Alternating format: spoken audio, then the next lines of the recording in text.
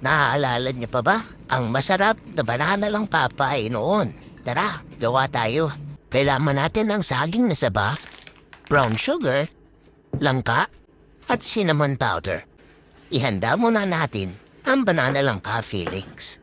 Hiwain ng saging at ilagay sa kaldero. Lagyan ng tubig.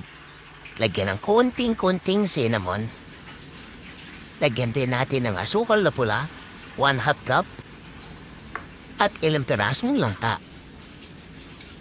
At saka pakuluan hanggang sa maluto. Ngayon naman, ihanda natin ang pambalot.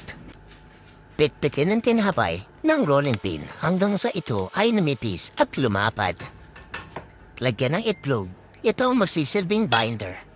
At ilagay natin ang palaman. Isara na natin at isil ang buong palikit. Idubog natin sa itlog at pagkatapos ay sa breadcrumbs. Pwede na tayo magprito. Kapag golden brown na, pwede na itong hanguin at i-drain ang excess oil.